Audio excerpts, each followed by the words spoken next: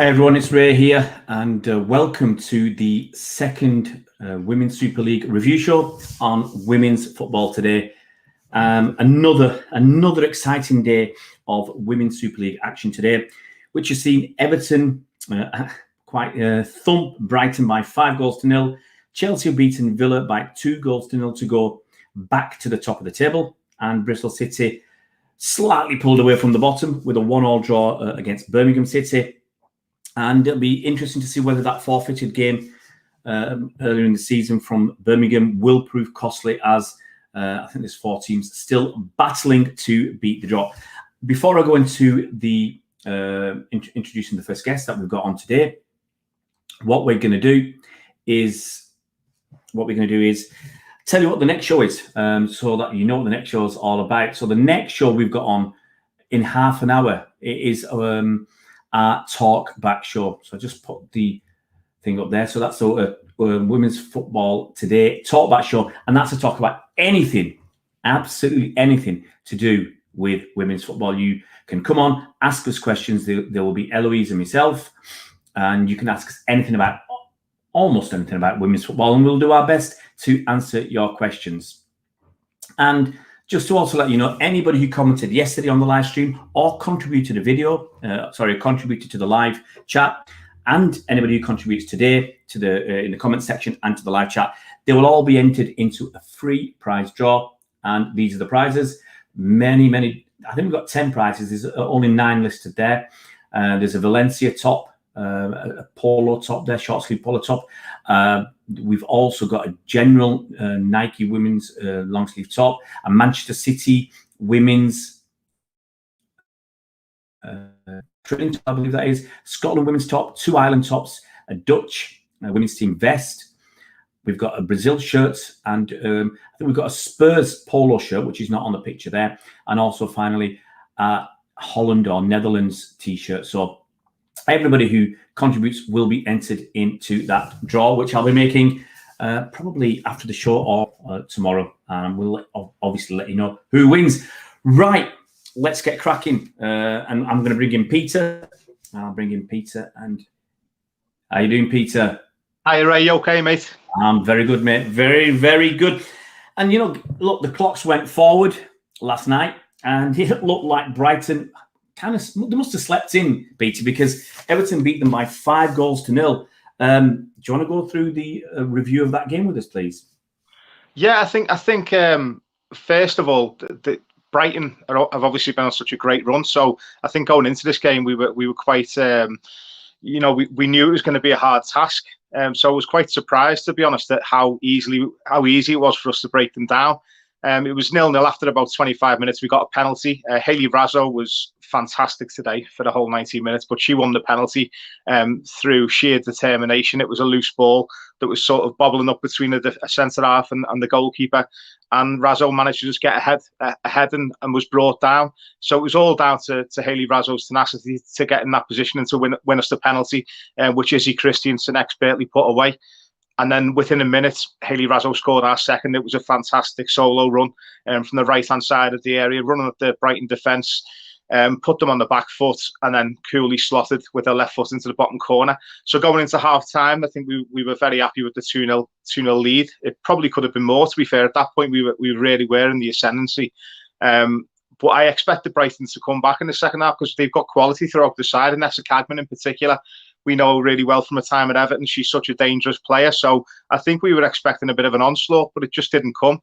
We managed to score a third. It was only a couple of minutes into the second half. I think it was about 48 minutes. We scored a third. Great play from Claire Emsley down the left-hand side. And Hayley Raso was able to head in her deflected cross to make it 3-0. Then we got a fourth. It was another ball in from Izzy Christiansen. Great free kick to the back post. Rika Savecki was causing all kinds of problems on the back post, managed to head it back down. And then Simone McGill, she got the final touch. I've checked with Simone, by the way, and she said she definitely did get the final touch. So it's Simone McGill's goal for the fourth. And then finally, Hayley Raso completed a hat-trick it was much deserved from Razzo. She had such a great game. I think it's probably the best game she's had for Everton since she's been here. Obviously, she's got such a great reputation. She's such a big worldwide name, and we've seen flashes of brilliance from her. But today was just outstanding. I think she was the standout performer by an absolute mile.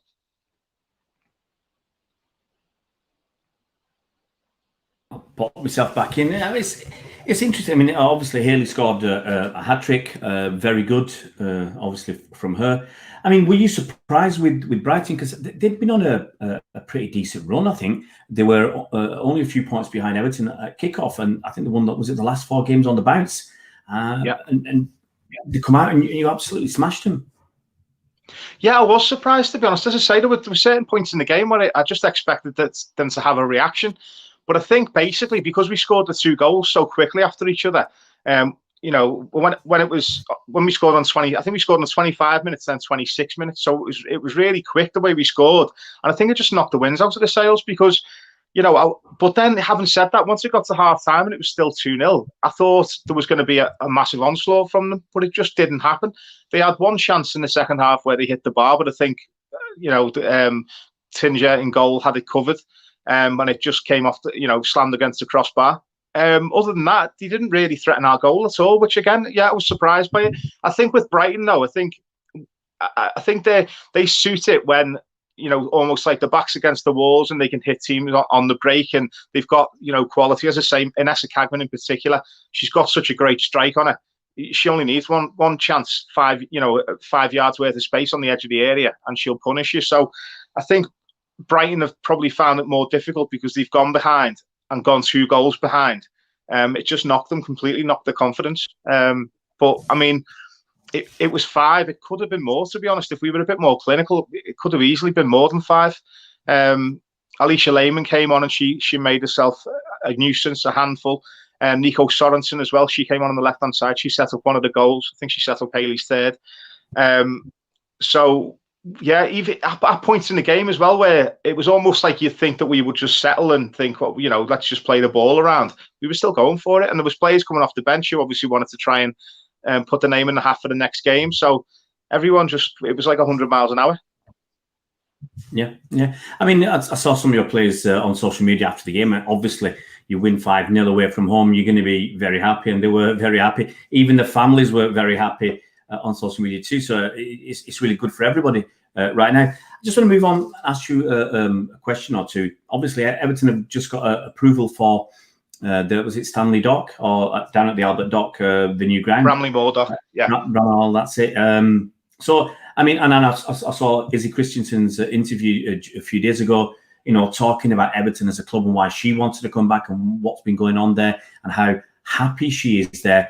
So can you tell us briefly a little bit about what this move will mean to Everton as a football club, Liverpool as a city, and the women's team?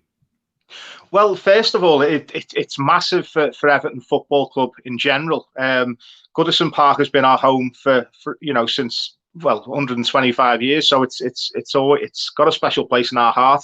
Unfortunately, for anyone who's actually been there, you can see that it's very dated now. There's a lot of obstructed views. We don't have the facilities in place to be able to really, give what you'd probably call a warm welcome.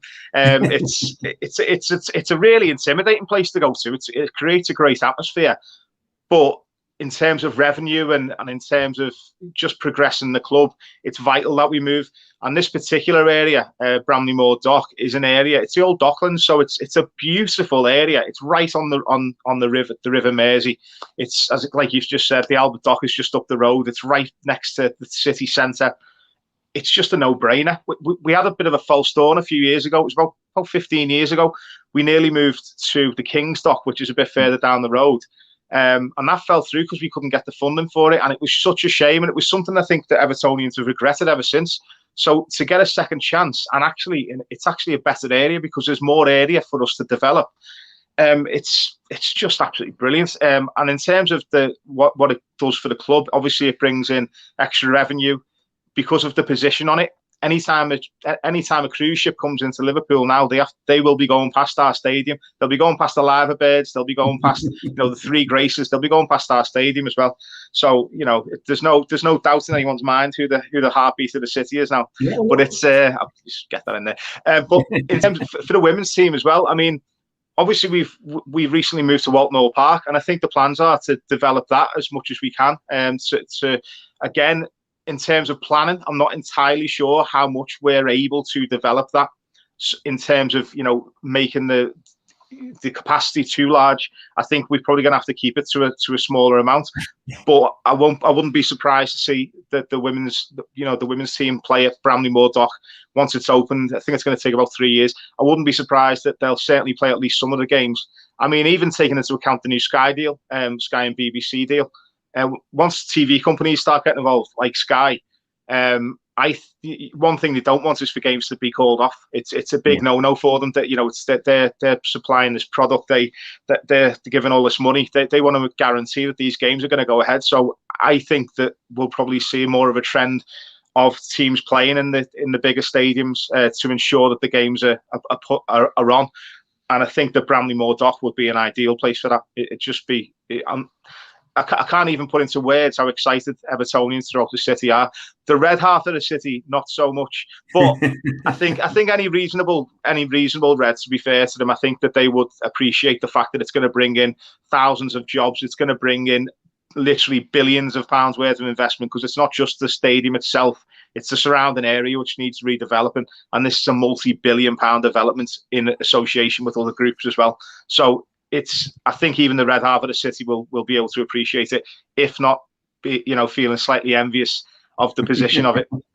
Well, it's going to be great. All you Everton fans will be able to park your yachts up on match day in the docks and hop off and go to ground. Pete, it's been fantastic talking to you, and hopefully we'll see you in the show after this one, the Talkback Show, with your questions to the panel. So thank you so much for joining us today, Pete. Thanks very much, Ray. Speak to you soon. Cheers, mate. Fantastic. We're going to move on. Thank you so much, Pete, for joining us. We're going to be joined in a second by Rob Prattley to review the game between Chelsea and Aston Villa, which has taken Chelsea back to the top of the table. And we will get Rob in right now. Hey, Rob, how you doing? Good evening, Rob. I'm good, thank you. Yourself? Well. I'm very well. And I suspect you're in good heart after Chelsea have got back to the top of the Women's Super League table with looks like a comfortable win over Aston Villa. Do you want to give us your quick review, please? Yeah, I think you'd say probably it was a functional performance, if not a sort of stylish one. Chelsea were never really in danger today. Obviously, Aston Villa, I think, came with a bit of a game plan to try and hold out for as long as possible. Ultimately, the usual combination was what sort of did the business for Chelsea. First goal, Fran Kirby with a very early cross into Sam Kerr, and Kerr rose well. Bit unlucky from the goalkeeper maybe for the header, but came back off the post via a slight deflection off the defender and goes in. Second goal, and this was one where Chelsea were under a little bit of pressure, so they probably needed it. Jesse Fleming closed down Weiss in goal very, very well. Her miss-hit clearance goes straight to Fran Kirby. Kirby, as usual, finds the perfect pass into Sam Kerr. Kerr takes the shot quickly into the top corner. Brilliant finish. And sort of, that was really game over. Chelsea didn't create a huge amount of other chances. There were a couple. Kerr did have a chance for a hat-trick that she put wide. But it was mainly about rotating, I think, today, giving as many players sort of, minutes as possible that haven't normally got minutes, and also rotating ahead of Wednesday's big match in the Champions League. 3 points is always nice. A clean sheet is always nice for Zakira Musovic. Still hasn't conceded in sort of Chelsea blue. And yeah, just important to keep doing, matching whatever Manchester City do. Yeah. I'll ask you, Sam Kerr, I mean, she had a quiet start to the season at Chelsea. She's on fire, as Stevie has said. She's on fire at the moment. I mean, how good is she right now?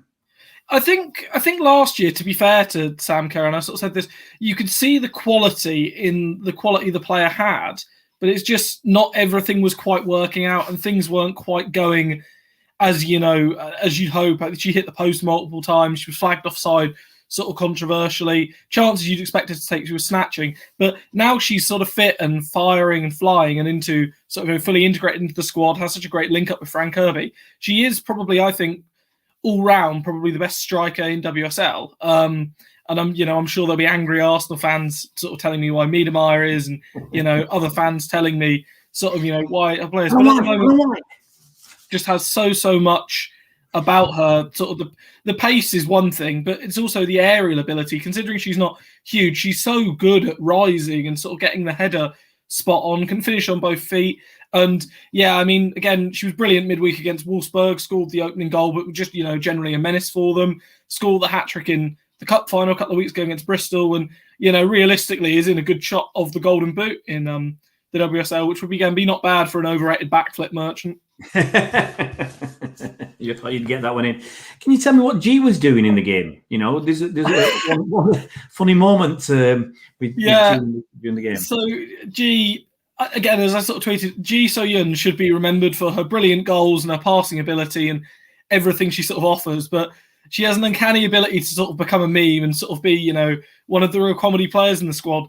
There was a case where she went over the advertising hoardings in the second half, and rather than climb back over it, she decided to go under it and go through a very small gap. And Neem Charles was sort of just stood on the other side of it waiting for the throw, and she just looked completely baffled by it. But G looked delighted.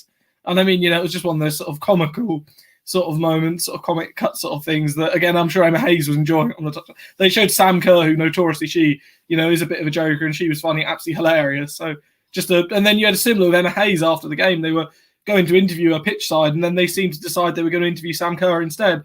So poor Emma was sort of just stood in a position, just sort of waiting to be interviewed, and just had to shuffle off awkwardly to the side.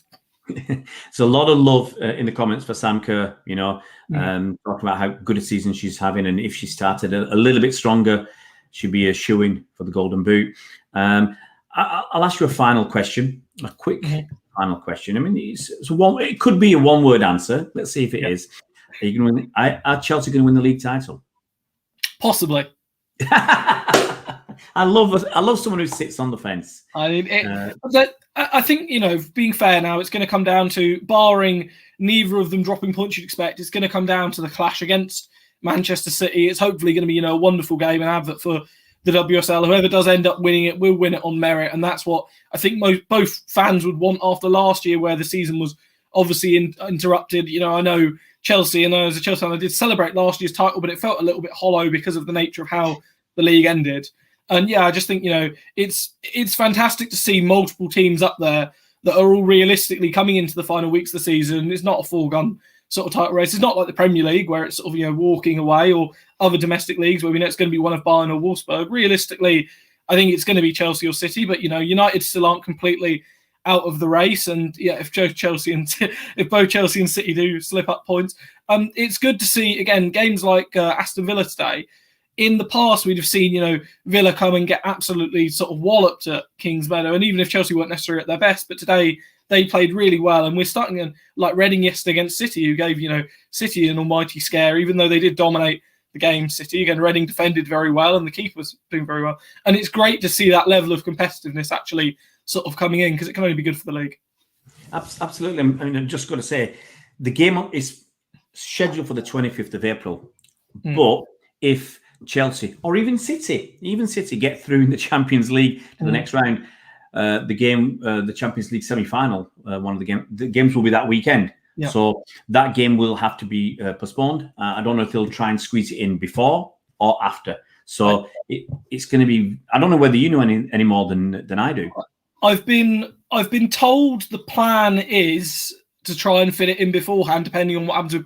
If both teams get through, I think it might get shunted back later because they'll want to give them as much hope. But if it's one of them getting through, I think it's going to be a case of that it'll just be sort of scheduled. I mean, and it does sort of, I will say this, I still think both teams have a chance. I think Barcelona played very well on Wednesday, but I think at the same time, City were architects of their own sort of downfall a little bit and perhaps played into Barcelona's hand. They had the ability and they had the chances to get goals. And in the Chelsea-Wolfsburg game, well, Chelsea were playing against the history in the first half. And in the second half, when they realised, hang on, we're actually a good team too, they, started playing some really good stuff. And I think, the first goal is going to be crucial in all the ties. But if City get it, I see absolutely no reason now why we still can't have an all-English, UWCL final. And I will say that until both teams are out.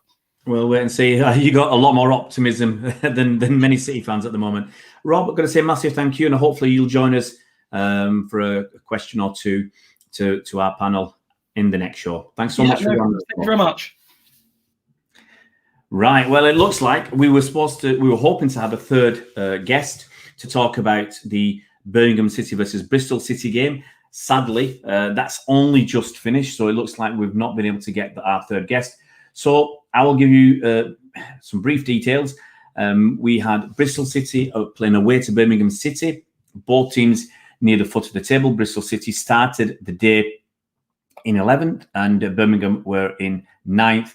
It's a 1-1 draw. We had a first half goal from Wellings for Bristol City and an equaliser in the second half from Murray for Birmingham City. And I think when I was watching that game towards the end, it seemed to be mostly Birmingham City pressing for the win, which probably I believe would have meant they would be safe in the Women's Super League. And we're left with a very tight table at the moment. We've got West Ham on the bottom with 9 points from 16 games.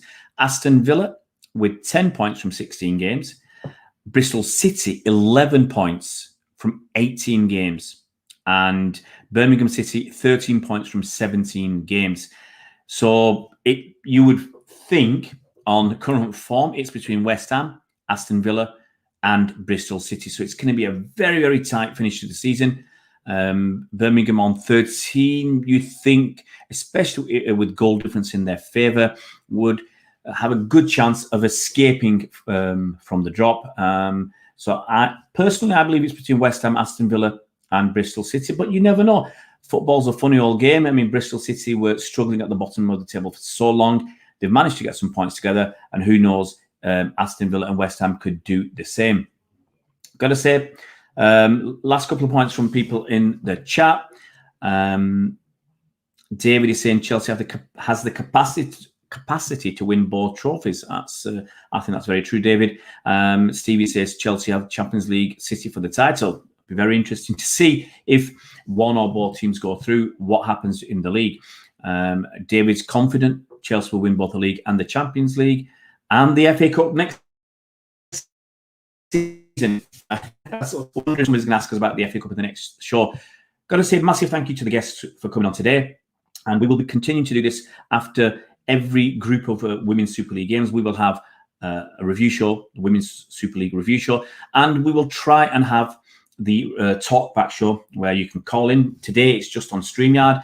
We do have a Discord server, so maybe in the future we will have the calls coming in from Discord and StreamYard, and we'll have a phone number for you as well if you prefer to the old-fashioned method like some of us do and calling in with a regular phone number. We'll have various different options for the tech-savvy, those youngsters who can work things like Discord and StreamYard. And so you can come on either in audio or visual. So when we do the StreamYard talkback show after this one, it's going to start at 6:30 UK time. 6:30 UK time is for the talkback show. And you can join us using the StreamYard link that is in the description on the YouTube video.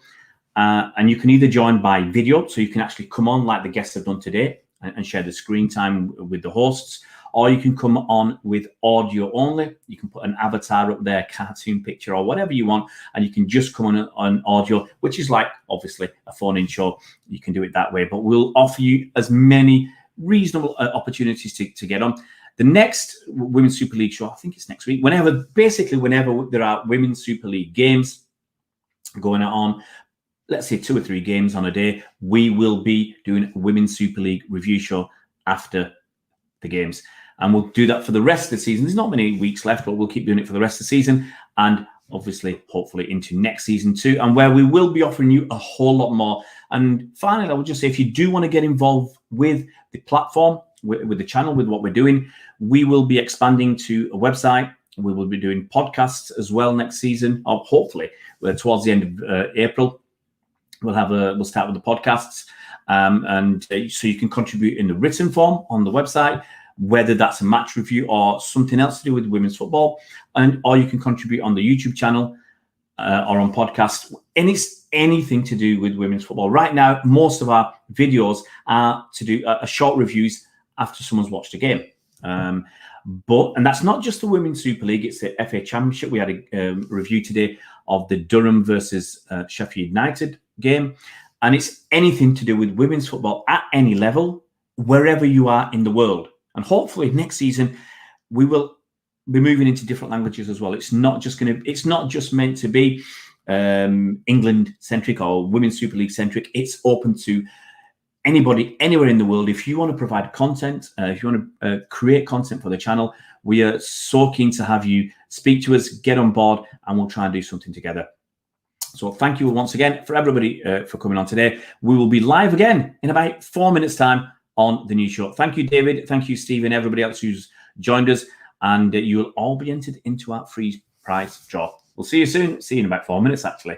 Thanks for joining us.